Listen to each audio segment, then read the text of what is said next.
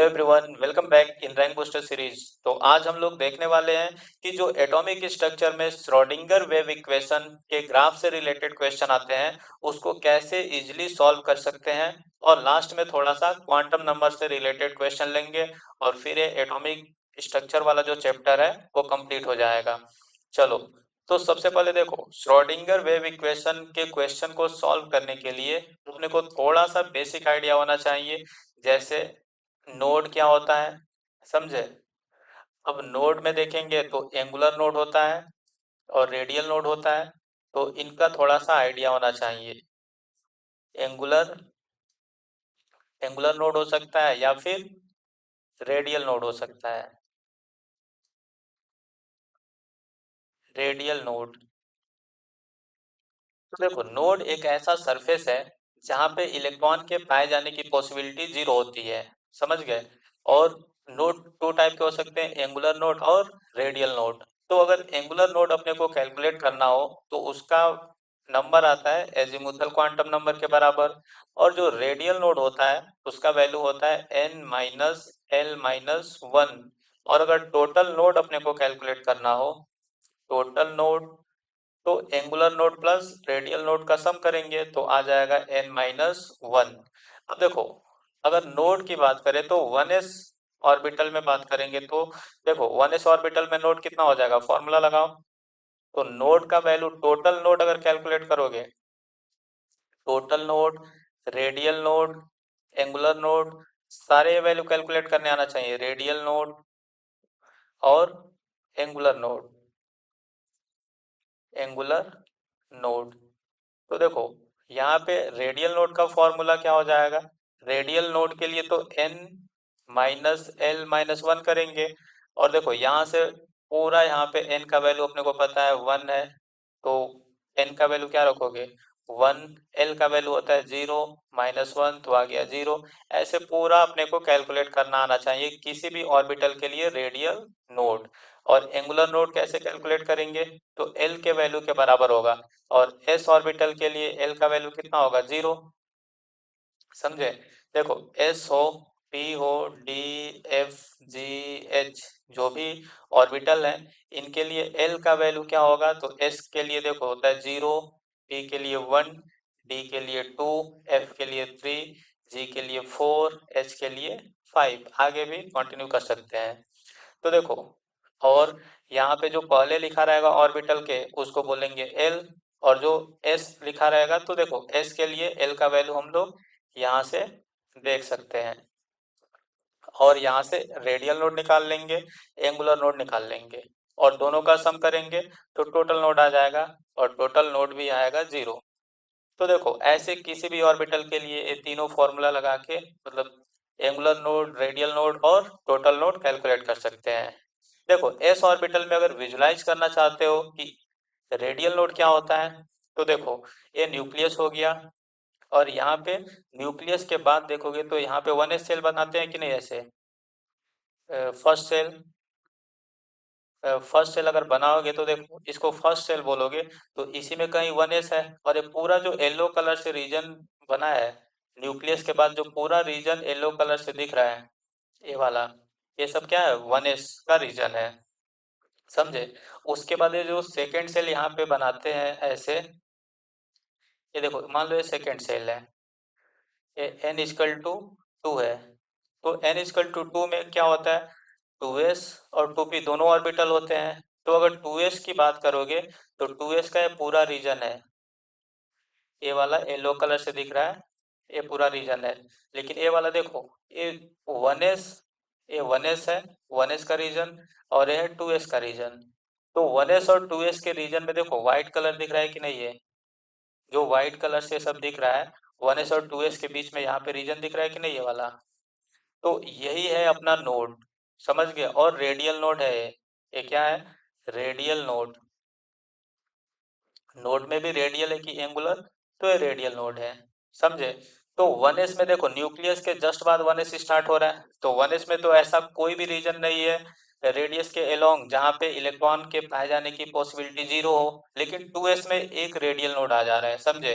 2s में देखो nucleus से 2s की ओर जाएंगे, जैसे न्यूक्लियस से हम लोग क्या कर रहे हैं, मतलब न्यूक्लियस से गए 1s, फिर 1s से जैसे यहाँ पे 2s में इंटर किए, बीच में देखो ये वाला बीच में 1s और 2s के बीच में दिख रहा है ग्रीन कलर से जो दिखा रहा हूँ, ये सब रीजन, ये जो रीजन है व्हाइट कलर से बना है, ये सब क्या है, रेडियल नोड का रीजन है, मतलब यहाँ पे इलेक्ट्रॉन नहीं मिलेगा जो व्हाइट कलर से बना है। ऐसे ही 2s के बाद ये जो 3s थर्ड सेल होगा, ये यहाँ पे n=3 होगा। थर्ड सेल के लिए देखो 3s वाला रीजन है पूरा येलो कलर से दिख रहा है, ये सब 3s का रीजन है। तो 2s और 3s के बीच में देखेंगे तो ये व्हाइट कलर का एक सेल आ रहा है, समझ गए, व्हाइट कलर का एक स्फेरिकल सेल आ रहा है, इसी को बोलते हैं रेडियल नोड। ये जो व्हाइट वाला पोर्शन दिख रहा है ये क्या है, शेल की तरह है, और इसी को बोलेंगे रेडियल नोड। तो 3s में कितने रेडियल नोड आएंगे, न्यूक्लियस से चलना शुरू करो, न्यूक्लियस से जैसे जाओगे तो एक तो यहाँ पे नोड मिल गया और एक यहाँ पे मिल गया, तो दो नोड मिल गया। अगर 3s के लिए फॉर्मूला लगाओगे तो 3s के लिए रेडियल नोड का फॉर्मूला क्या होगा, n minus one minus L-1 formula लगा के कैलकुलेट कर सकते हो। n का वैल्यू 3 है, L का वैल्यू यहाँ पे देखो S के लिए L का वैल्यू 0 -1, तो यहाँ पे कितना आया 2। तो देखो ऐसे हम लोग देख भी सकते हैं, विजुलाइज कर सकते हैं, और डायरेक्ट फॉर्मूला लगा के कैलकुलेट कर सकते हैं किसी भी ऑर्बिटल के लिए रेडियल नोड। अच्छा, रेडियल नोड में देखो क्या हो रहा है, इलेक्ट्रॉन के पाए जाने की पॉसिबिलिटी 0 है, समझे। तो जब जब रेडियल नोड आएगा, मतलब न्यूक्लियस से जैसे जैसे डिस्टेंस बढ़ेगा, देखो न्यूक्लियस से अगर हम डिस्टेंस मानो ये अपना, ये हमने न्यूक्लियस से डिस्टेंस को ऐसे रिप्रेजेंट कर रहे हैं, और इलेक्ट्रॉन के वेव फंक्शन को या फिर इलेक्ट्रॉन के पाए जाने की पॉसिबिलिटी को भी देखो, यहाँ पे साई स्क्वायर को अगर रिप्रेजेंट करें, तो जहां जहां नोड आए, रेडियल नोड आएगा, देखो यहाँ पे आ रहा है रेडियल नोड, यहाँ पे आ रहा है, तो जहां जहां रेडियल नोड आएगा वहां पे इलेक्ट्रॉन के पाए जाने की पॉसिबिलिटी क्या होगा, 0, समझ गए। तो ये जो साई स्क्वायर का ग्राफ है, समझ गए, वहां वहां क्या हो जाएगा 0, जहां जहां रेडियल नोड आएगा, रेडियल नोड रेडियल नोड, वहां वहां पे ये जो ग्राफ बनाएंगे हम ना साई स्क्वायर का, कोई सा भी ग्राफ बनाएंगे कैसा भी, किसी भी ऑर्बिटल के लिए, तो वहीं पे कट लगेगा, समझ गए। तो इतना बात समझ आया कि कट कहाँ पे लगने वाला है, ग्राफ में। अब देखो रेडियल नोड अपने को कैलकुलेट करना पड़ेगा, जितने रेडियल नोड उतने कट, समझ गए। तो यहाँ से देखो अपने को तीन टाइप के ग्राफ बनाने पड़ेंगे, और तीनों ग्राफ में कट लगेंगे, और कट कितने लगेंगे, रेडियल नोड के बराबर। तो देखो यहाँ से तीन टाइप के ग्राफ कौन कौन मिलेंगे, एक तो साई आर वर्सेस आर का ग्राफ दे सकता है। यहाँ पे साई आर जो है इसको बोलते हैं इलेक्ट्रॉन का वेव फंक्शन, ये क्या है, वेव फंक्शन ऑफ इलेक्ट्रॉन। अच्छा, इलेक्ट्रॉन पार्टिकल है तो श्रोडिंगर वेव इक्वेशन में उसको वेव माना गया, समझे। तो उस वेव के करेस्पॉन्डिंग जो वेव बनेगा, इलेक्ट्रॉन के करेस्पॉन्डिंग जो वेव बना, उसके एम्पलीट्यूड को बताएगा ये, समझ गए। साई आर क्या बताएगा, इलेक्ट्रॉन वेव की तरह बिहेव कर रहा है, तो उस वेव का एम्पलीट्यूड बताएगा। अब अगर इस एम्पलीट्यूड का हम लोग स्क्वायर कर देंगे, देखो इसका कोई फिजिकल सिग्निफिकेंस नहीं होता है साई आर का, लेकिन साई आर का स्क्वायर करोगे ना, साई स्क्वायर आर, तो इसका फिजिकल सिग्निफिकेंस आ जाएगा। ये बताएगा इलेक्ट्रॉन डेंसिटी, इलेक्ट्रॉन मतलब इलेक्ट्रॉन के पाए जाने की प्रोबेबिलिटी को बताएगा, समझ गए। तो बोल सकते हैं प्रोबेबिलिटी डेंसिटी को बताएगा, प्रोबेबिलिटी डेंसिटी इलेक्ट्रॉन के पाए जाने की पॉसिबिलिटी को बताता है, मींस प्रोबेबिलिटी डेंसिटी को बताएगा। तो इसका ग्राफ दे सकता है versus r with respect to distance, मतलब डिस्टेंस के साथ इसका ग्राफ बताओ। और एक ग्राफ आ सकता है 4 pi r square psi square r versus r. तो देखो ये जो ग्राफ होता है वो प्रोबेबिलिटी डिस्ट्रीब्यूशन फंक्शन है, प्रोबेबिलिटी डिस्ट्रीब्यूशन फंक्शन मीन्स यहाँ पे वॉल्यूम दिया रहेगा, और जैसे जैसे डिस्टेंस बढ़ेगा न्यूक्लियस से, देखो न्यूक्लियस कोई भी एटम होगा तो उसका न्यूक्लियस होगा, तो न्यूक्लियस से जैसे जैसे डिस्टेंस बढ़ेगा हम क्या एज्यूम करेंगे कि वॉल्यूम भी बढ़ते जा रहा है, और वॉल्यूम बढ़ेगा तो उस वॉल्यूम में इलेक्ट्रॉन के पाए जाने की पॉसिबिलिटी बताता है यहाँ पे। तो ऑब्वियस सी बात है, इसका वैल्यू बढ़ते जाएगा। आर आर बढ़ने के साथ जैसे जैसे आर बढ़ेगा ये वाला वैल्यू बढ़ने वाला है, क्योंकि ये ओवर मतलब पूरे वॉल्यूम में इलेक्ट्रॉन के पाए जाने की पॉसिबिलिटी को बताता है। इसको बोलते हैं प्रोबेबिलिटी डिस्ट्रीब्यूशन फंक्शन। तो यहाँ पे तीन टाइप के ग्राफ अपने को मिलेंगे। एक बस अपने को आइडेंटिफाई करना होगा, अच्छा साई आर है कि साई स्क्वायर आर है कि 4 pi r square psi square है। इसके बारे में कुछ नहीं जानते हो तो भी कोई टेंशन मत लो, सीधे ग्राफ देख के आंसर कर सकते हो। यहाँ पे देखो, साई आर वर्सेस आर का ग्राफ, अगर एस ऑर्बिटल की बात करें तो एस ऑर्बिटल के लिए थोड़ा डिफरेंट टाइप का ग्राफ बनेगा, समझे। एस में सभी सभी आ सकते हैं, 1s 2s 3s, कोई भी ले लो NS, समझे। तो यहाँ पे देखो एस ऑर्बिटल के लिए यहाँ पे बनाया था, अभी देखो ये न्यूक्लियस, न्यूक्लियस से जैसे डिस्टेंस बढ़ेगा, समझे, न्यूक्लियस से दूर हम लोग जैसे जाना शुरू करेंगे, न्यूक्लियस के आसपास इलेक्ट्रॉन के पाए जाने की पॉसिबिलिटी बहुत ज़्यादा है। तो यहाँ पे वेव फंक्शन का एम्पलीट्यूड भी ज़्यादा आता है। मीन्स कोई सा भी एस ऑर्बिटल, अगर कोई सा भी एस ऑर्बिटल के लिए, एस ऑर्बिटल में इलेक्ट्रॉन है और उसके लिए वेव फंक्शन वर्सेस आर का ग्राफ खींचोगे तो वहां पे एम्पलीट्यूड जीरो नहीं आएगा, मैक्सिमम आएगा, समझे। और उसके बाद देखो कितने कट लगेंगे, तो यहाँ पे जितने रेडियल नोड हैं, अगर एक रेडियल नोड है तो एक कट लगा दोगे, समझे, और उसके बाद ग्राफ नीचे ही रहने दोगे। अगर दो रेडियल नोड है तो दो कट लगा दोगे, फिर ग्राफ ऊपर ही रहने दोगे, ऊपर रहने दोगे मीन्स ऐसे कर दोगे। तो यहाँ पे रेडियल नोड कितना है इसमें, टू। तो जितने रेडियल नोड होंगे उतने कट लगाएंगे। यहाँ पे देखो दो कट लगाया मीन्स टू रेडियल नोड है। तो अगर अपने को 1s का ग्राफ बनाना होता तो देखो 1s में तो एक भी रेडियल नोड नहीं है, रेडियल नोड कैलकुलेट करो, जीरो है। यहाँ पे रेडियल नोड कितना आ रहा है, जीरो। मीन्स यहाँ पे साई आर वर्सेस आर का ग्राफ कैसे खींचोगे, एम्पलीट्यूड मैक्सिमम से स्टार्ट करो और उसको नीचे लाओ। यहाँ पे देखो रेडियल नोड जीरो है तो एक भी कट नहीं लगाना है, यहाँ पे एक भी कट नहीं लगेगा, समझे। कई बार अपने को दिखेगा कि ये जाके लास्ट में आर वाले एक्सिस को कट कर दे रहा है, लेकिन कट नहीं करना है यहाँ पे, समझे, वो कट नहीं करता है। 2s के लिए ग्राफ बना सकते हो, तो इसमें रेडियल नोड आ जाएगा 1, तो एक कट लगाओगे। 3s के लिए रेडियल नोड आएगा 2, 2 कट लगा दोगे। ऐसे अगर 5s बोलता तो 5s के लिए रेडियल नोड कितना आएगा, 4, तो इसका ग्राफ बनाते समय क्या करोगे, 4 कट लगा दोगे। टॉप से स्टार्ट करो, एक कट, दो कट, तीन और एक, चार कट लगा दिए। फिर देखो ये बन गया कि नहीं, ऐसे ग्राफ बनाना है। तो अगर ग्राफ अपने को दिया रहे, समझे, साई आर वर्सेस आर का ग्राफ दिया रहे और इसका आर इक्वल टू जीरो पे देखो एम्पलीट्यूड मैक्सिमम हो, तो यहाँ से कंफर्म हो जाएगा कि एस ऑर्बिटल है, समझ गए, एस ऑर्बिटल का ग्राफ बना है, समझ गए। और उसके बाद कौन सा एस ऑर्बिटल है, तो उसके लिए अपने को आइडेंटिफाई करना पड़ेगा कितने रेडियल नोड है। यहाँ से रेडियल नोड कैसे पता लगेंगे, कितने कट हैं, तो जितना कट है उतना रेडियल नोड कर दोगे। रेडियल नोड बराबर क्या हो जाएगा, कट्स, समझे। और कट्स में ये ओरिजिन को और इनफाइनाइट वाले पॉइंट को मत इंक्लूड करना किसी में भी। तो रेडियल नोड बराबर कट हो जाएगा, कितने कट लगे हैं। और रेडियल नोड का फॉर्मूला अपने को पता है कि n minus L minus one होता है। तो यहाँ से देखो n माइनस एल का वैल्यू एस ऑर्बिटल के लिए जीरो हो जाएगा, -1 कर दोगे।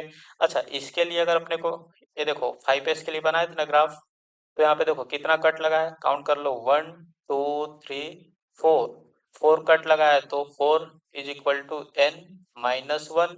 तो यहाँ से n इक्वल टू क्या आ गया, 5 आ गया कि नहीं, मीन्स 5s ऑर्बिटल का ग्राफ है। तो s ऑर्बिटल के लिए ऐसे हम लोग कर सकते हैं।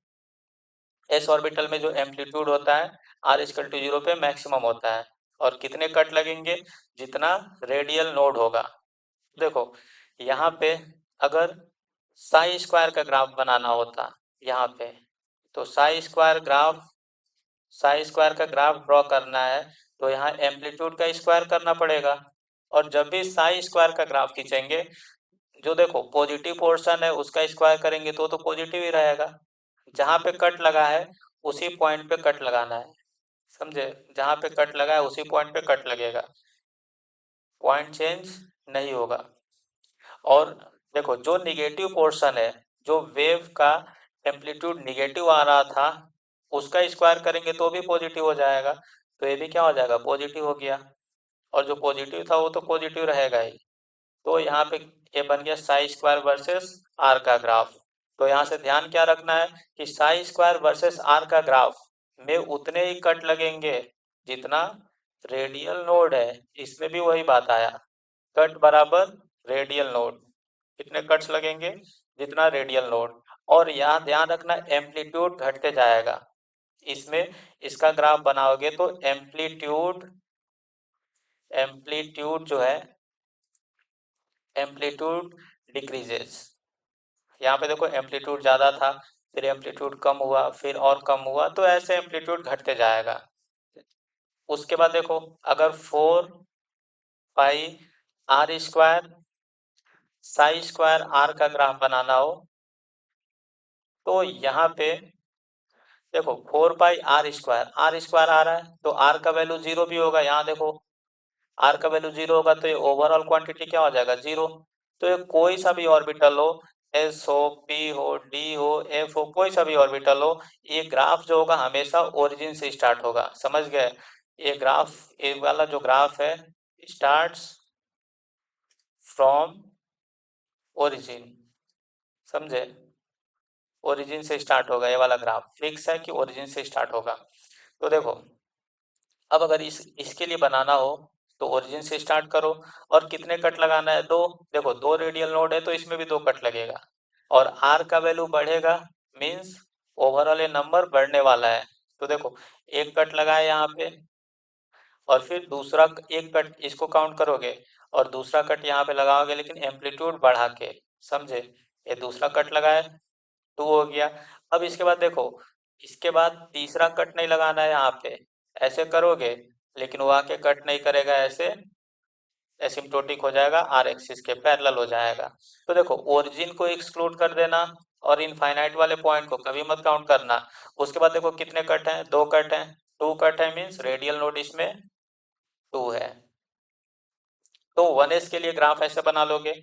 1s के लिए बस ध्यान देना है कि जो साई आर वर्सेस आर का ग्राफ है वो स्टार्ट होता है मैक्सिमम, मतलब एम्पलीट्यूड जो होगा आर इक्वल टू जीरो पे मैक्सिमम होगा। इसके अलावा जितने भी ऑर्बिटल हैं, जैसे 2p, 3p, 4p, 4p ले लो, यहाँ पे 4d लिख दिया, 4p, ऐसे ही कोई सा भी ऑर्बिटल ले सकते हो, 3d, 4d, 5d, यहाँ पे 4f ले सकते हैं, 4f, 5f, 6f, 7f, ऐसे ही 5g, 5g, 6g, ऐसे ही कोई सा भी ऑर्बिटल ले लो। यहाँ पे देखो अगर रेडियल नोड की बात करें, देखो रेडियल नोड कैलकुलेट कर लेना, ये 2s, जो 2p है, 2p 1p तो पॉसिबल नहीं है, 2p से ही स्टार्ट होता है, तो यहाँ पे रेडियल नोड नहीं होगा, इसमें रेडियल नोड है जीरो, समझे? और देखेंगे 3p में, 3p में कितना रेडियल नोड आएगा, एक। और 4p में आएगा रेडियल नोड टू। ऐसे ही देखो 3d में हम चेक कर सकते हैं। तो किसी भी ऑर्बिटल में क्या करो, रेडियल नोड कैलकुलेट कर लो, और जैसे रेडियल नोड आया, ग्राफ कैसे बनाना है साई स्क्वायर का, साई स्क्वायर, साई वर्सेस, ये देखो पहले साई आर वर्सेस आर का ग्राफ देखो कैसे बनाओगे इसमें। फिर देखेंगे psi square r versus are का ग्राफ, और फिर देखेंगे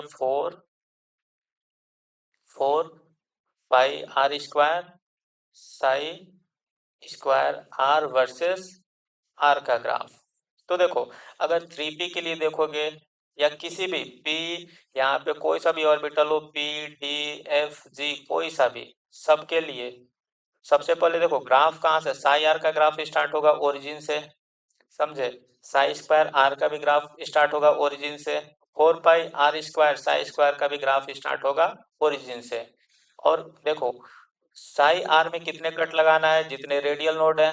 अगर 3p की बात करें तो 3p में कितना रेडियल नोड आ रहा है, 1, एक रेडियल नोड है। तो ओरिजिन से स्टार्ट करो। अच्छा, इसको नहीं काउंट करना है कट में, समझे, आर एक्सिस पे कट में इसको नहीं काउंट करना है, ओरिजिन को नहीं काउंट करना है, और इनफाइनाइट वाले आर इक्वल टू इनफाइनाइट वाले पॉइंट को नहीं काउंट करना होता है। तो देखो 3p के लिए अगर ग्राफ खींचेंगे, 3p के लिए, तो रेडियल नोड आ रहा है 1, मीन्स पहले एम्पलीट्यूड ऊपर जाएगा, फिर एक कट लगाएंगे, यहाँ पे एक कट लगा दिए, एक कट लगाएंगे तो नीचे आ जाएंगे, अब नीचे ही रह जाना है, समझे, ऐसे। तो ये तो 3p है, 3p में रेडियल नोड 1 है, तो ऐसे ग्राफ बना लोगे। ऐसे ही देखो 3p के बाद देखोगे 4d में भी रेडियल नोड कितना आएगा, 1, तो 4d का भी ग्राफ यही बनेगा, समझे, 4d का भी ग्राफ यही बनेगा। और ऐसे ही 5f में देखोगे रेडियल नोड 1 आएगा, तो 5f का भी ग्राफ ऐसे ही बनेगा।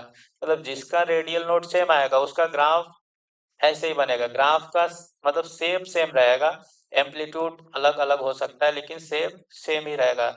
उसके बाद देखो साई स्क्वायर आर का ग्राफ तो ऑलरेडी हम लोग सीख चुके हैं कि जो भी निगेटिव पोर्शन में है उसका स्क्वायर करेंगे तो पॉजिटिव हो जाएगा।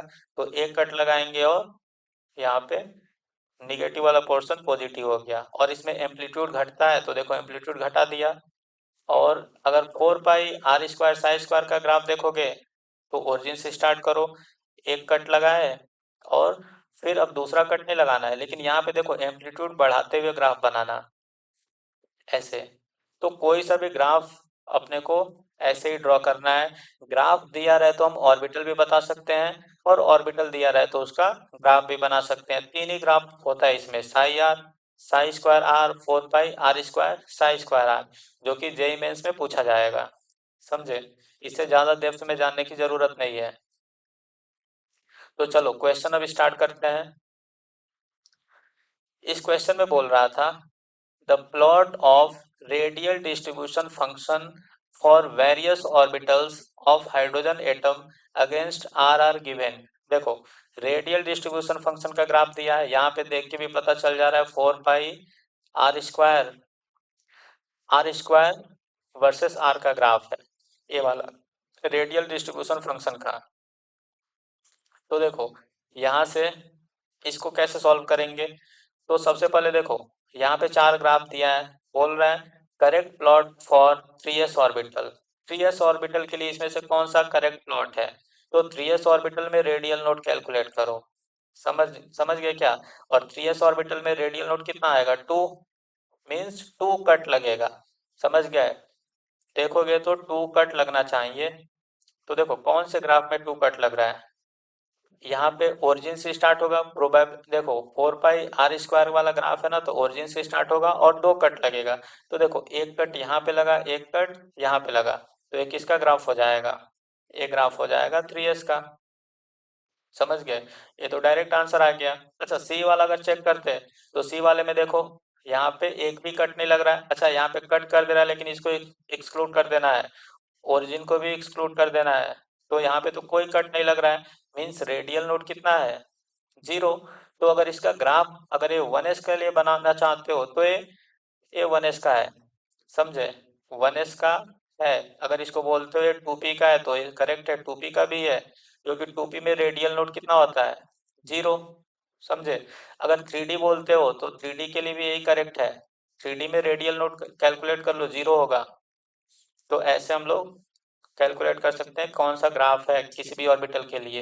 यहाँ पे देखो बी वाले में चेक करोगे तो देखो एक कट लगा, समझ गए, 0 को एक्सक्लूड कर देंगे, इनफाइनाइट वाले पॉइंट को एक्सक्लूड कर देंगे, तो एक कट लग रहा है, मीन्स ये जिसका भी ग्राफ होगा उसमें रेडियल नोड 1 होगा। 1 रेडियल नोड वाला क्या हो सकता है, 2s हो सकता है, 3p हो सकता है, समझ गए, 4d हो सकता है। तो बहुत सारे ऑर्बिटल है जिनके पास एक रेडियल नोड होगा, उनके लिए ग्राफ है।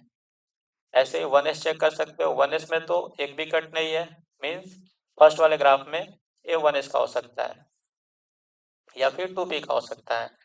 तो ऐसे ही अपने को कैलकुलेट करना है, जो तरीका सिखाया हूँ उससे सारे क्वेश्चन बन जाएंगे।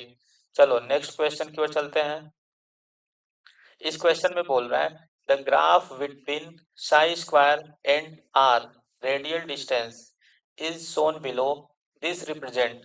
अच्छा, एक इसका ग्राफ है, देखो साई स्क्वायर वर्सेस आर दिया है, यहाँ पे कितने कट लगे हैं, साई स्क्वायर वर्सेस आर में, ये तो देखो यहाँ पे टॉप से स्टार्ट हो रहा है, समझे, तो टॉप से स्टार्ट हो रहा है मीन्स ये तो एस ऑर्बिटल का ग्राफ होगा, लेकिन कौन सा एस है, तो कितने रेडियल नोड है यहाँ पे, देखो एक कट लगा है मीन्स एक रेडियल नोड होगा, समझे, तो एस कैसे करोगे, कट बराबर रेडियल नोड, और वो है 1, इसको कैसे लिखेंगे, एन माइनस एल माइनस 1 लिख सकते हो। और देखो एस ऑर्बिटल के लिए ग्राफ है तो कंफर्म ही हो गया, यहाँ टॉप से स्टार्ट हो रहा है, आर इक्वल टू 0 पे एम्पलीट्यूड मैक्सिमम रहा होगा, तो देखो कट इज इक्वल टू क्या लिखते हैं, रेडियल नोड, और रेडियल नोड होता है एन माइनस एल माइनस 1, तो यहाँ से एन का वैल्यू हम लोग कैलकुलेट कर सकते हैं, एस के लिए एल का वैल्यू 0 माइनस 1, तो यहाँ से सॉल्व करने के बाद एन का वैल्यू कितना आ गया, 2, 2 आ गया, तो आंसर क्या बन जाएगा, 2 शेल है और एस ऑर्बिटल है, 2s का ग्राफ दिया है। वैसे भी डायरेक्टली बोल सकते थे, यहाँ पे एक कट आ रहा है तो इसमें सब में रेडियल नोड कैलकुलेट कर लो, यहाँ पे 1s का रेडियल नोड कितना आता है, 0, तो ये तो हो नहीं सकता है, 2s का रेडियल नोड कितना आएगा, 2s का रेडियल नोड आ जाएगा 1, मीन्स ये करेक्ट हो गया। 2p का रेडियल नोड कैलकुलेट करो, देखो 0 आएगा, मीन्स ये भी नहीं हो सकता है। 3s का रेडियल नोड आ जाएगा 2, इसके लिए तो 2 कट होने चाहिए, तो ये भी नहीं हो सकता है, तो बहुत ही इजीली कर सकते हो ऐसा क्वेश्चन। यहाँ पे बोल रहा है the correct statement about probability density accept eight infinite distance from the nucleus is it can never be zero for 1s orbital.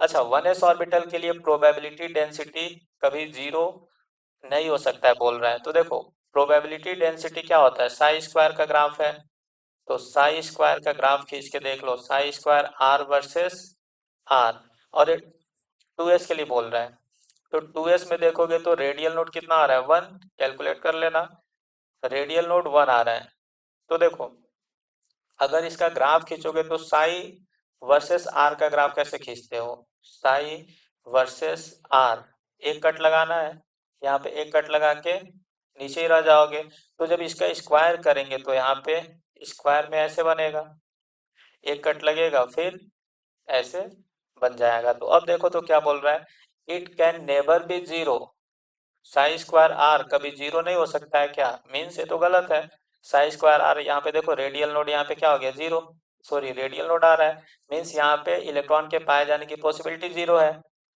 तो ऑप्शन 1 इनकरेक्ट है। सेकंड देखो, it can be zero for 3p, 3p orbital के लिए zero हो सकता है, तो देखो 3p ऑर्बिटल के लिए रेडियल नोड कैलकुलेट करो, 3p के लिए रेडियल नोड कैलकुलेट करो, यहाँ पे कितना आएगा रेडियल नोड, 1, देखो n माइनस एल माइनस 1 लिखो, n का वैल्यू है 3, l का वैल्यू है यहाँ पे 1 माइनस 1, तो रेडियल नोड आया 1, मीन्स यहाँ पे एक, अगर साई आर वर्सेस आर का ग्राफ खींचोगे यहाँ पे, साई आर वर्सेस आर, तो उसका ग्राफ देखो कैसे होगा, देखो एस ऑर्बिटल के लिए टॉप से स्टार्ट होता है, मतलब एम्पलीट्यूड मैक्सिमम होता है, बाकी पी डी एफ के लिए तो ओरिजिन से स्टार्ट होगा graph, psi r versus r, लेकिन एक कट लगाओगे इसमें, एक कट लगा के यहाँ तक गए, समझ गए, एक ग्राफ है साई आर वर्सेस आर का, अब साई स्क्वायर आर को देखोगे तो उसका ग्राफ बना सकते हो एज इट इज, इसी का स्क्वायर कर दो, साई का स्क्वायर करेंगे तो psi square r versus r आ जाएगा, अब यहाँ पे देखो इसका ग्राफ ऐसे आएगा कुछ इस टाइप से, तो बोल रहा है it can be zero for 3p orbital, तो सही बोल रहा है, यहाँ पे देखो जीरो हो गया कि नहीं, एक रेडियल नोड है, मीन्स इसका वैल्यू जीरो हो सकता है, तो ये तो करेक्ट है। बोल रहा है it can be zero for 1s, अच्छा 1s के लिए कैसे जीरो हो सकता है, 1s के लिए तो ग्राफ बनाना सीख गए हैं ना हम लोग, यहाँ पे 1s के लिए अगर ड्रॉ करते हो तो यहाँ पे रेडियल नोड कितना आएगा, जीरो, और s ऑर्बिटल के लिए अगर साई आर वर्सेस आर का ग्राफ बनाना है तो ओरिजिन पे देखोगे आर इक्वल टू 0 पे तो एम्पलीट्यूड मैक्सिमम होगा, और कोई कट नहीं लगेगा इसमें, यहाँ पे कोई कट नहीं लगने वाला है, तो अब देखो इसका स्क्वायर करेंगे तो कभी जीरो होगा क्या, इसका स्क्वायर करेंगे तो एक खुद ही पॉजिटिव नंबर है साई, और उसका स्क्वायर करोगे तो पॉजिटिव नंबर ही रह जाएगा यहाँ पे, तो ये कभी जीरो होने वाला नहीं है, समझे, psi psi r versus r को देखोगे तो ऐसे बनेगा, और इसका स्क्वायर भी कर दोगे तो पॉजिटिव ही रहेगा। तो it can be 0 for 1s, ये तो गलत बोल रहा है। देखो फोर्थ में दिया है it can be -2 for 2p। अच्छा, साई स्क्वायर आर का वैल्यू कैसे नेगेटिव हो सकता है यार, ये तो पॉजिटिव होगा ना ये, क्योंकि हम स्क्वायर करेंगे साई आर का, तो ये भी गलत है। अपने को आंसर मिल गया था पहले ही सेकेंड वाला, लेकिन प्रैक्टिस के लिए सब ऑप्शन चेक कर रहा हूँ, समझे। चलो नेक्स्ट क्वेश्चन की ओर चलते हैं। इस क्वेश्चन में बोल रहा है the electrons are more likely to be found. यहाँ पे देखो साई एक्स वर्सेस एक्स का ग्राफ दिया है, बोल रहा है चार ऑप्शन दिया है, in the region of A and C. B में बोल रहा है सेकंड में only in the region of C. Third में बोल रहा है only in the region of A. And fourth में बोल रहा है in the region of A and B. तो देखो ये तो साई एक्स वर्सेस एक्स का ग्राफ है। इलेक्ट्रॉन के पाए जाने की अगर प्रोबेबिलिटी बताना है तो हमें इसका स्क्वायर करना पड़ेगा, Sai square x versus x, समझे। तो इस ग्राफ का स्क्वायर करेंगे तो देखो बी पॉइंट पे तो एम्पलीट्यूड जीरो है, तो जीरो का स्क्वायर जीरो ही होगा। और इस वाले पोर्शन का अगर स्क्वायर करते हैं तो ये पॉजिटिव हो जाएगा, समझे। पॉजिटिव में ऐसा कुछ हो जाएगा। और सिमिलरली ए वाला पोर्शन अगर दिख रहा है इधर वाला, इसका स्क्वायर करते हैं तो ये ऐसे हो जाएगा। तो यहाँ से Sai square x versus x का ग्राफ खींचे, और यहाँ से देखो इलेक्ट्रॉन के पाए जाने की ज्यादा प्रोबेबिलिटी किधर है, यहाँ पे इस पॉइंट पे। यहाँ पे देखो प्रोबेबिलिटी का डेंसिटी मैक्सिमम आ रहा है, इलेक्ट्रॉन के पाए जाने की प्रोबेबिलिटी मैक्सिमम है, मीन्स सी पॉइंट पे मैक्सिमम मिल रहा है और ए पॉइंट पे मैक्सिमम मिल रहा है। तो देखो in the region of A and C electron क्या होंगे, मैक्सिमम मिलने का चांस होगा इलेक्ट्रॉन का। और ये जो बी वाला रीजन है यहाँ पे तो इलेक्ट्रॉन के मिलने का लीस्ट चांस है, यहाँ पे कोई चांस ही नहीं है, जीरो है प्रोबेबिलिटी, समझे। चलो नेक्स्ट क्वेश्चन की ओर चलते हैं। इस क्वेश्चन में बोल रहा है which of the following is correct plot for the probability density psi square r as a function of distance r of the electron from the nucleus for 2s orbital. तो 2s ऑर्बिटल के लिए अपने को क्या करना है, psi square r versus are का graph बनाना है। और 2s ऑर्बिटल के लिए, तो 2s ऑर्बिटल के लिए ग्राफ बनाना है तो पहले क्या करो, यहाँ से यहाँ पे साई आर वर्सेस आर का ग्राफ बना लो, फिर उस ग्राफ का स्क्वायर कर देना, तो साई स्क्वायर का ग्राफ मिल जाएगा। यहाँ पे देखो रेडियल नोड कितना आएगा, कैलकुलेट करो, 1 आ रहा है, रेडियल नोड आ गया 1, मीन्स साई आर का ग्राफ जो होगा वो टॉप से स्टार्ट होगा, आर इक्वल टू जीरो पे एम्पलीट्यूड मैक्सिमम होगा, समझ गया। यहाँ पे एक बार कट लगा, फिर दूसरा बार कट नहीं लगेगा। अब साई स्क्वायर आर का ग्राफ कैसा बनेगा, तो साई स्क्वायर आर का ग्राफ बनाना है तो स्क्वायर कर दो सिंपल, जो साई आर वर्सेस आर का ग्राफ है उसका स्क्वायर करेंगे तो जो पॉजिटिव है वो तो पॉजिटिव ही रहेगा, जो निगेटिव है वो भी उसका स्क्वायर करने पे पॉजिटिव हो जाएगा। तो ये अपना psi square r versus are का ग्राफ है 2s ऑर्बिटल के लिए। तो फर्स्ट वाला ऑप्शन तो इनकरेक्ट हो गया। अब सेकेंड ऑप्शन को चेक करेंगे तो देखो यहाँ पे सेकेंड ऑप्शन ऐसा दिख रहा है, तो सेकेंड ऑप्शन ही तो करेक्ट हो गया, एक कट है यहाँ पे। थर्ड वाले में देखो एक कट है और निगेटिव कर दिया है, साई स्क्वायर आर का वैल्यू कैसे निगेटिव हो सकता है। और फोर्थ वाले में देखो दो दो कट लगा दिया है, समझे, दो दो कट लगा दिया मीन्स ये भी इनकरेक्ट हो गया, इसमें तो दो दो रेडियल नोड होना चाहिए इस जो ग्राफ बना है इसमें। चलो नेक्स्ट क्वेश्चन की ओर चलते हैं। इस क्वेश्चन में बोल रहा है a certain orbital has no angular node and two radial node, the orbital is. अच्छा एंगुलर नोड कितना करना है इसमें, एंगुलर नोड जीरो होगा और रेडियल नोड टू होगा, तो पहचानो उसको कौन है। अच्छा एंगुलर नोड जीरो है, यहाँ से डायरेक्ट अपने को पता चल जा रहा है कि एस ऑर्बिटल होगा, समझे। मतलब ये पी वाला ऑप्शन ही खत्म हो गया। तो अपने को सिर्फ तीसरा और चौथा ऑप्शन चेक करना है, रेडियल नोड टू होना चाहिए। तो देखो रेडियल नोड टू किस में होगा, 3s में, समझे। तो ये ऑप्शन थर्ड ही करेक्ट हो गया, रेडियल नोड का फॉर्मूला लगा के कैलकुलेट कर लो। चलो नेक्स्ट क्वेश्चन की ओर चलते हैं। इस क्वेश्चन में बोल रहा है the number of radial and angular node in 4D orbitals are respectively. तो 4d ऑर्बिटल में रेडियल और एंगुलर नोड बताना है। तो रेडियल नोड का फॉर्मूला लगाओ, n minus L minus one. तो यहाँ से n का वैल्यू है 4, l का वैल्यू आएगा 2। देखो d के लिए l का वैल्यू कितना होता है 2, और माइनस वन कर दिए तो आ गया 1। और यहाँ से एंगुलर नोड तो l के बराबर होता है, तो इसका वैल्यू हो जाएगा 2। तो इस क्वेश्चन का आंसर हो गया 1 एंड 2। चलो नेक्स्ट क्वेश्चन की ओर चलते हैं। इस क्वेश्चन में बोल रहा है consider the following set of quantum numbers. यहाँ पे एन, एल और एम एल दिया है इस मैग्नेटिक क्वांटम नंबर। ये चार सेट दिया है, बोल रहा है the number of correct sets of quantum numbers is. अपने को क्वांटम नंबर का करेक्ट सेट बताना है। तो देखो ए वाले में दे रखा है n इक्वल टू 3 और l का वैल्यू 3 दिया है, तो ये गलत हो गया। देखो अगर n का वैल्यू यहाँ पे 3 दिया है तो l का वैल्यू क्या क्या हो सकता है। l का value 0 to n minus one तक होता है, मीन्स l का वैल्यू हो सकता था 0, 1, 2। समझे। लेकिन यहाँ पे तो 3 दे रखा है, मीन्स ये गलत हो गया। बी वाले में देखो n का वैल्यू 3 है, l का वैल्यू 2 है, m का वैल्यू -2। अच्छा m का वैल्यू क्या होता है, तो देखो किसी भी l के लिए पर्टिकुलर l पे लगता है m का जो वैल्यू होगा वो होता है -L2 plus l including zero. समझे। तो ठीक ही है, l का वैल्यू 2 होगा तो m का वैल्यू -2 हो सकता है। तो ये मतलब बी वाला सेट करेक्ट है। सी वाले में देखो, सी वाला भी करेक्ट है। n का वैल्यू 2 है, l का वैल्यू 1 हो सकता है और m का वैल्यू +1 भी हो सकता है। और डी वाले में देखो n का वैल्यू दिया है 2 और l का वैल्यू भी दे दिया है 2, मीन्स ये गलत हो गया। तो कितने सेट्स ऑफ क्वांटम नंबर यहाँ पे करेक्ट है 2। चलो नेक्स्ट क्वेश्चन की ओर चलते हैं। इस क्वेश्चन में बोल रहा है which of the following sets of quantum number is not allowed. मतलब इसमें से कौन सा सेट ऑफ क्वांटम नंबर सही नहीं है, समझ गए। तो n equal to 3, l equal to 2, ये तो अलाउड हो गया, मतलब ये तो अलाउड है, करेक्ट है।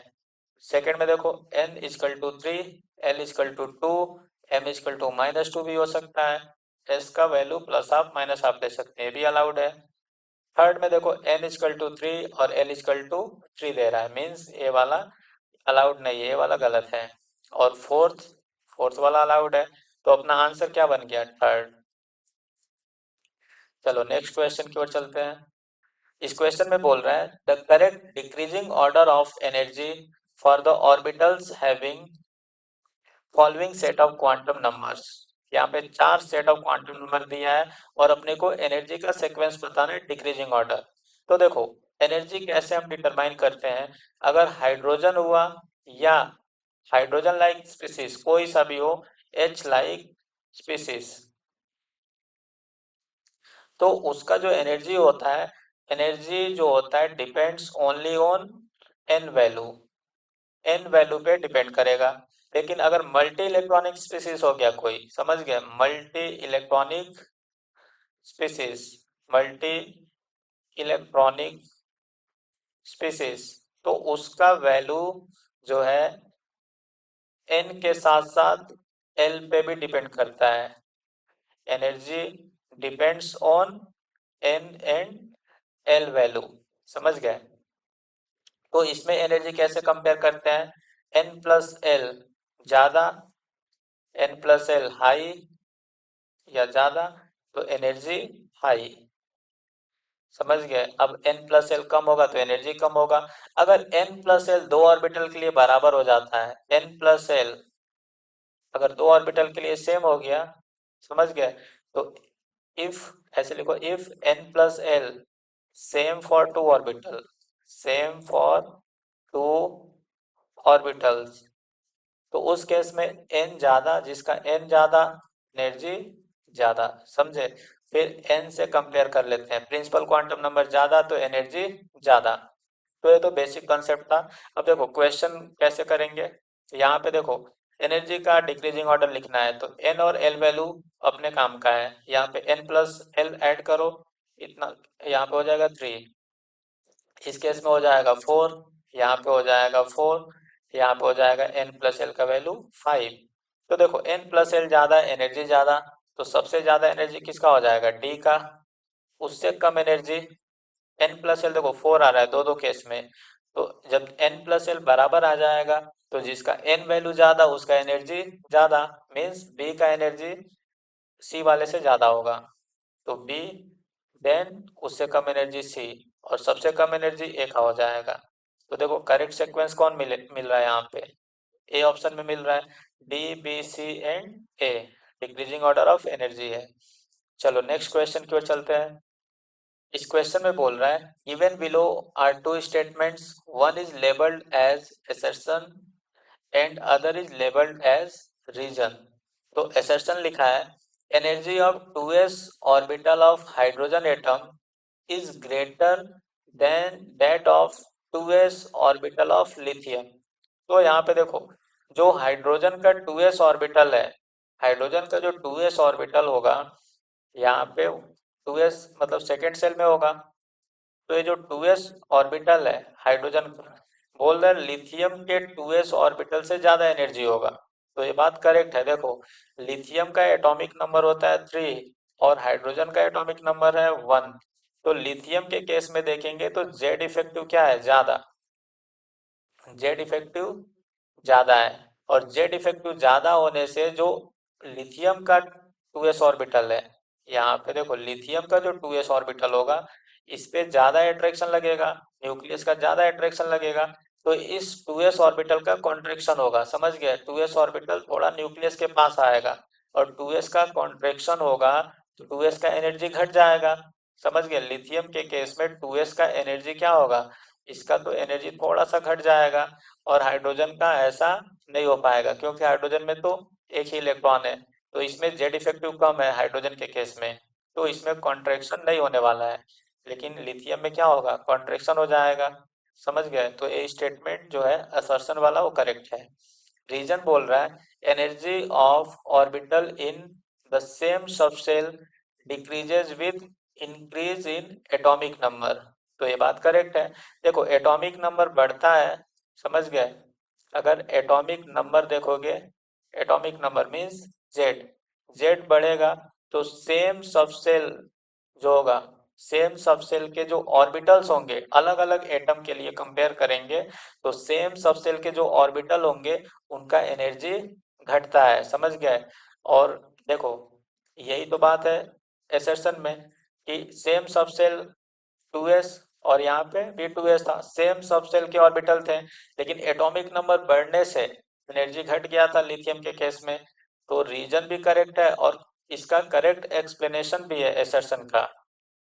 तो क्या इसमें बन जाएगा option, both A and R true and R is correct explanation of A. क्योंकि देखो रीजन वही है कि एटॉमिक नंबर बढ़ने से जेड इफेक्टिव बढ़ता है, ज्यादा एट्रैक्शन होगा तो ज्यादा ऑर्बिटल का कॉन्ट्रैक्शन होगा, न्यूक्लियस के पास आएगा और एनर्जी घट जाएगा। तो ध्यान रखना कि अगर एटॉमिक नंबर बढ़ेगा तो सेम सबसेल के जो ऑर्बिटल होते हैं उनका एनर्जी घटता है। बहुत इंपॉर्टेंट पॉइंट है। चलो नेक्स्ट क्वेश्चन की ओर चलते हैं। इस क्वेश्चन में बोल रहा है which of the following statements are correct. A लिखा है the electronic configuration of chromium is argon 3d5 4s1। ये तो करेक्ट है। देखो आर्गन का जो एक इलेक्ट्रॉन होता है 4s से जंप कर जाता है 3d में, तो यहाँ पे एक्सेप्शनल इलेक्ट्रॉनिक कॉन्फ़िगरेशन है, सबको पता रहता है वाला। बी में बोल रहा है द मैग्नेटिक क्वांटम नंबर में हैव ए नेगेटिव वैल्यू। तो मैग्नेटिक क्वांटम नंबर जो होता है एम, उसका तो रेंज होता है -L2 + L इंक्लूडिंग जीरो, तो निगेटिव वैल्यू हो ही सकता है, तो ये भी करेक्ट है। सी में बोल रहा है in the ground state of an atom the orbitals are filled in order of their increasing energy. ये भी करेक्ट है, आप बाउ प्रिंसिपल है तो ये भी करेक्ट हो गया। डी में बोल रहा है the total number of nodes are given by n-2। तो ये तो गलत है, टोटल नंबर ऑफ नोड क्या होगा, radial node plus angular node, और उसका वैल्यू आएगा n-l-1। ये हो गया radial node, plus angular node हो गया एल, और दोनों को ऐड करो तो इसका वैल्यू आता है n-1, कि n-2। तो ये गलत हो गया। यहाँ से option A B C correct है, समझ गए, A B and C only. चलो नेक्स्ट क्वेश्चन की ओर चलते हैं। इस क्वेश्चन में बोल रहा है consider the following statements. A में लिखा है the principal quantum number n is a positive integer with value of n is equal to 1 2 3 4। तो ये तो बात करेक्ट है, समझे। और सेकंड में बोल रहा है the azimuthal quantum number l for a given n principal quantum number can have value as l is equal to 0 1 2 n। यहाँ पे n तो नहीं हो सकता है ना, इसका वैल्यू क्या होता है 0 1 2 अप टू n-1 होता है, तो ये तो गलत हो गया। सी में बोल रहा है मैग्नेटिक ऑर्बिटल क्वांटम नंबर, मतलब magnetic quantum number ml for a particular l azimuthal quantum number has 2l plus 1 value. तो ये भी करेक्ट हो गया। अगर l का कोई भी वैल्यू दिया रहता है तो मैग्नेटिक क्वांटम नंबर कितना होता है 2l प्लस 1, समझ गए। l मतलब एजीमुथल क्वांटम नंबर, अगर l का वैल्यू दिया है तो मैग्नेटिक क्वांटम नंबर उस पर्टिकुलर l के लिए ऐसे लिखते हैं 2l प्लस 1। इतने ऑर्बिटल आते हैं तो इतने ही, हर ऑर्बिटल को एक डायरेक्शन देना पड़ता है, इसलिए दोनों का नंबर क्या होगा, बराबर होगा। किसी भी l के लिए जितने भी ऑर्बिटल आएंगे उतना ही मैग्नेटिक क्वांटम नंबर असाइन करना पड़ता है। चलो डी वाला देखो, प्लस माइनस हाफ लिखा है, are the two possible orientation of electron spin, ये भी करेक्ट है। ई में बोल रहा है for l equal to 5 there will be a total of n orbital. अच्छा l इक्वल टू 5 में टोटल ऑर्बिटल कितने होंगे, किसी अगर l का वैल्यू दिया है तो टोटल ऑर्बिटल बताने के लिए वो करेंगे 12 प्लस 1, समझ गए। टोटल ऑर्बिटल कैसे निकालेंगे 12 प्लस 1, तो 12 प्लस 1 करोगे तो आएगा 11 न कि 9, तो ये भी गलत हो गया। मीन्स यहाँ पे A C and D are correct, A C and D. तो ऑप्शन इसका मतलब आंसर थर्ड वाला हो जाएगा। चलो नेक्स्ट क्वेश्चन की ओर चलते हैं। इस क्वेश्चन में बोल रहा है कंसीडर द फॉलोइंग, यहाँ पे ए बी सी करके दिया है, बोल रहा है the pair of electrons present in degenerate orbitals is are.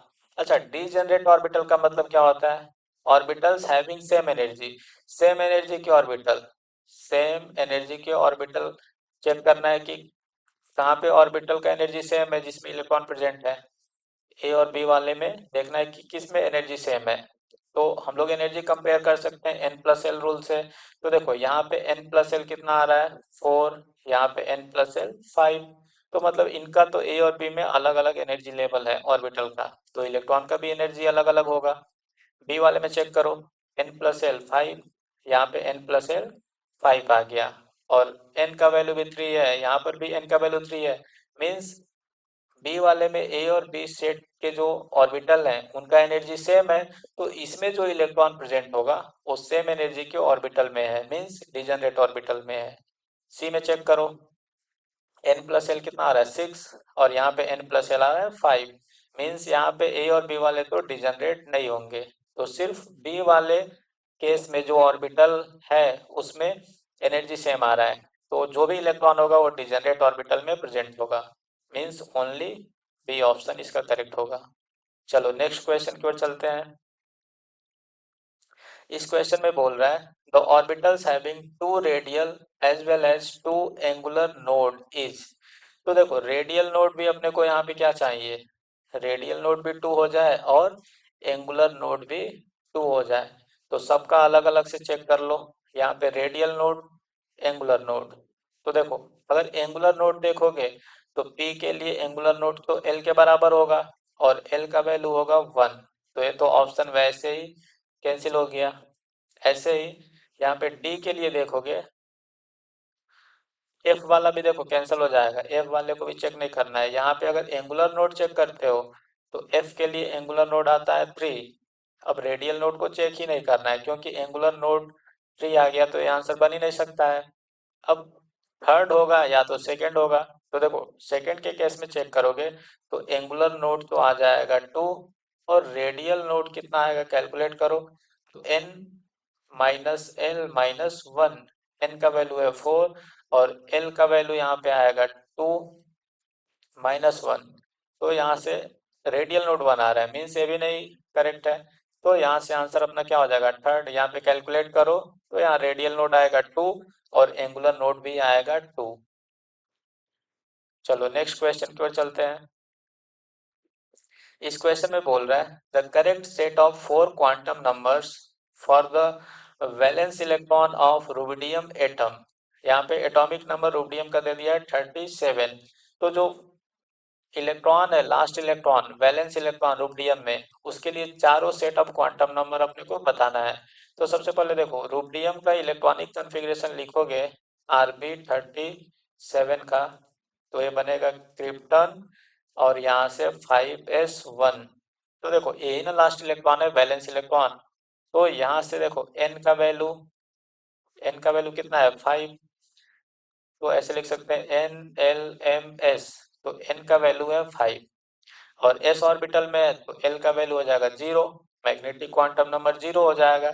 Spin हो सकता है या तो प्लस हाफ ले लो या फिर माइनस हाफ, कुछ भी ले सकते हैं। तो देखो यहाँ से कौन सा ऑप्शन करेक्ट हो जाएगा फर्स्ट। चलो नेक्स्ट क्वेश्चन की ओर चलते हैं। इस क्वेश्चन में बोल रहा है the electrons identified by quantum number n and l। यहाँ पे n और l का वैल्यू दिया है चारों ऑप्शन में। Can be placed in order of increasing energy. Increasing energy का क्वेश्चन है तो यहाँ पे n प्लस एल चेक कर लो। यहाँ पे 5 आ रहा है, यहाँ पे n प्लस एल आ रहा है 4, यहाँ पे n प्लस एल आ रहा है 5, यहाँ पे n प्लस एल आ रहा है 4। तो देखो n प्लस एल ज्यादा तो एनर्जी ज्यादा। सबसे ज्यादा एनर्जी किसका होगा या तो ए या सी का हो सकता है। अब ए और सी में n प्लस एल बराबर हो गया तो फिर n ज्यादा तो एनर्जी ज्यादा। तो सबसे ज्यादा ए का एनर्जी उससे कम सी का। समझे। अब बी और डी में कैसे पता करेंगे। यहाँ पर भी n प्लस एल बराबर आ गया तो जिसका n ज्यादा उसका एनर्जी ज्यादा। तो बी और डी में देखेंगे तो बी का एनर्जी ज्यादा है और डी का एनर्जी कम हो गया। तो यहाँ से कौन सा ऑप्शन करेक्ट हो रहा है ऑप्शन 1। चलो नेक्स्ट क्वेश्चन की ओर चलते हैं। इस क्वेश्चन में बोल रहा है which of the following combination of statements is true regarding the interpretation of the atomic orbitals.